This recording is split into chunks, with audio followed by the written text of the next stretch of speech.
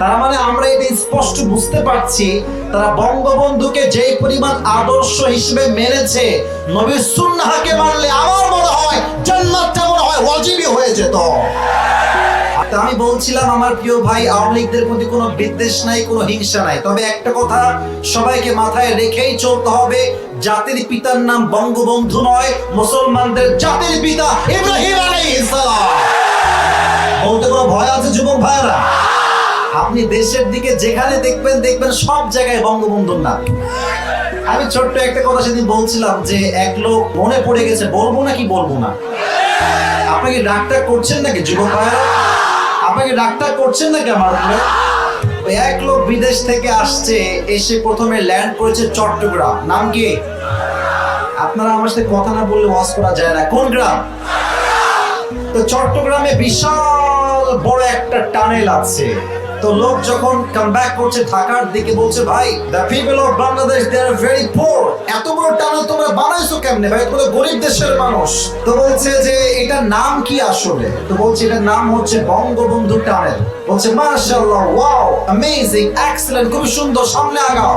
তো সামনে আসছে ঢাকাতে। তো ঢাকায় এসে দেখছে বিশাল বড় বড় ফ্ল্যাট, লম্বা লম্বা দালান। বলছে ভাই এই জায়গার নাম কি? তো বলছে এই জায়গার নাম হচ্ছে বঙ্গবন্ধু অ্যাভিনিউ। বলছে ওয়াও, সুন্দর, সামনের দিকে আগাও। তো সামনে যখন এই এসে দেখছে বিশাল বড় একটা খাম্বা, আর লাইট, চতুর্পাশে লাইট আর লাইট। বলছে ভাই এই জায়গার নাম কি? বলছে এটার নাম হচ্ছে বঙ্গবন্ধু স্টেডিয়াম।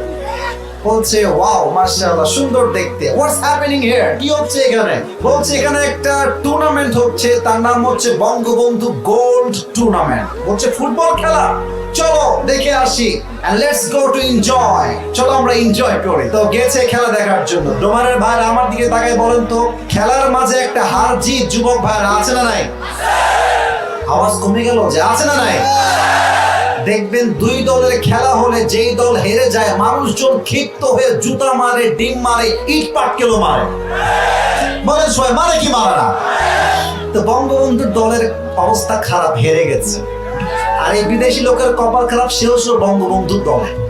আর যখন ইট পাটকেল মানুষ মারছে কয়েকটা, একটা ওর কপাল লাগছে, অজ্ঞান হয়ে গেছে। 2 ঘন্টা কোনো সেন্স নাই, চুপচাপ অজ্ঞান হয়ে শুয়ে আছে। 2 ঘন্টা পরে হুশ আসছে, চোখ খুলে বলছে ভাই আমি কোথায়? পাশে একজন বলছে ভাই আপনি এখন আছেন বঙ্গবন্ধু হসপিটালে। এখন ঘুম থেকে উঠে, অজ্ঞান থেকে উঠে বলছে ভাই আল্লাহর ওয়াস্তে মাফ চাই, এই নাম থেকে তোমরা আমাকে মরার পরে বঙ্গবন্ধু কবরে নিয়ে যাও না।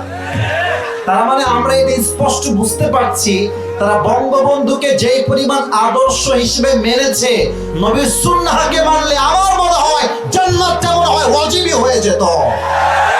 আগামীতে এইসব স্লোগান চলবে না, স্লোগান হবে একটা, দিন কায়েমের কথা যারা বলবে তাদের পক্ষেই আমরা কাজ করবো। যুবক ভাইরা রাজি আছো তো ইনশাআল্লাহ?